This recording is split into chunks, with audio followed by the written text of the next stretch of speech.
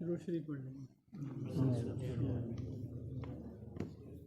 حضرت ابو ہریرہ رضی اللہ عنہ کی بھوک میں حالت.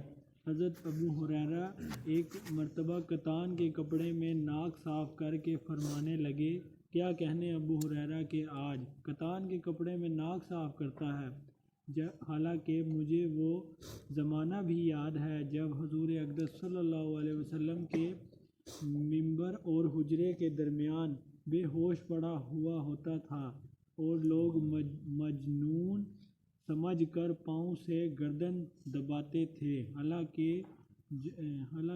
جنون نہیں تھا بلکہ بھوک تھی. فائدہ یعنی بھوک کی وجہ سے کئی روز کا فاقہ ہو جاتا تھا، بے ہوشی ہو جاتی تھی اور لوگ سمجھتے تھے کہ جنون ہو گیا. کہتے ہیں کہ اس زمانے میں جنون کا علاج گردن کو پاؤں سے دبانے سے کیا جاتا تھا. حضرت ابو ہریرہ رضی اللہ عنہ بڑے صابر اور قانع لوگوں میں تھے، کئی وقت فاقہ میں گزار جاتے تھے. حضور صلی اللہ علیہ وسلم کے بعد اللہ نے فتوحات فرمائیں تو ان پر تونگری آئی. اس کے ساتھ ہی بڑے عابد تھے. ان کے پاس ایک تھیلی تھی جس میں کھجور کی گٹھلیاں بھری رہتی تھیں، پھر تسبیح پڑھا کرتے. جب وہ ساری تھیلی خالی ہو جاتی تو باندی اس کو پھر بھر کر پاس رکھ دیتی. اور ان کا یہ بھی معمول تھا کہ خود اور بیوی اور خادم 3 آدمی رات کے 3 حصے کر لیتے اور نمبر وار ایک شخص تینوں میں سے عبادت میں مشغول رہتا. میں نے اپنے والد صاحب رحمۃ اللہ علیہ سے سنا کہ میرے دادا صاحب رحمۃ اللہ علیہ کا بھی تقریباً یہی معمول تھا کہ رات کو 1 بجے تک والد صاحب رحمۃ اللہ علیہ مطالعہ میں مشغول رہتے. 1 بجے دادا صاحب رحمۃ اللہ علیہ کو تہجد کے لیے اٹھاتے تو تقاضا فرما کر والد صاحب کو سلا دیتے اور خود تہجد میں مشغول ہو جاتے، اور صبح سے تقریباً پونا گھنٹہ قبل میرے تایا صاحب کو تہجد کے لیے جگا دیتے اور خود اتباع سنت میں آرام فرماتے.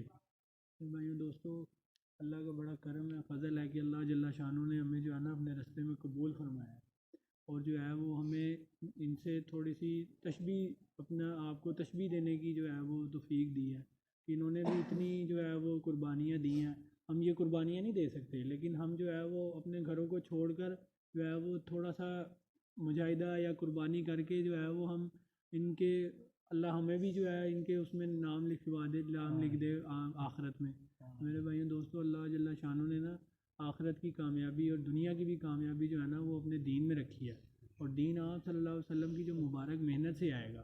اس محنت کے بغیر ہم کوئی بھی کام کر لیں گے نا، بس پھر ہم اس میں لگے ہی رہیں گے، کچھ بھی نہیں کر پائیں گے، اور دنیا میں ایسے ہی مر جائیں گے، 60-70 سال کی زندگی گزار کے چلے جائیں گے.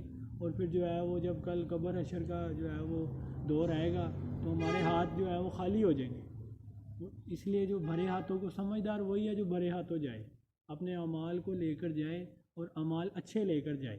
اچھے اعمال جو لے کر جائے گا نا شخص، وہ پھر اللہ جل شانہ اس کے ساتھ اچھا ہی فرمائیں گے.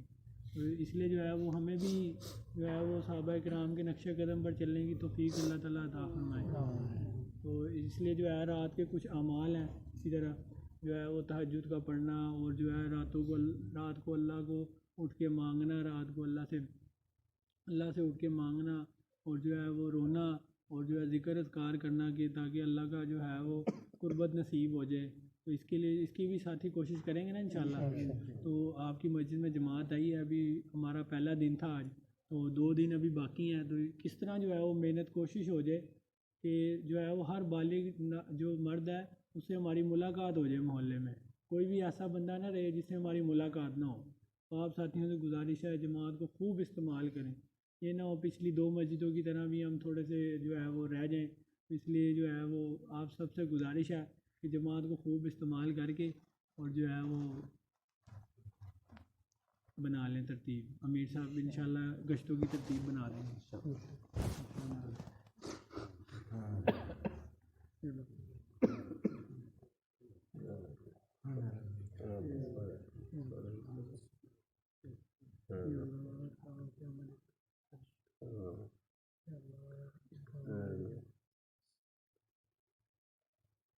پوری دنیا میں بول بالا سبحان ربک رب العزت عما یصفون برحمتک یا ارحم الراحمین.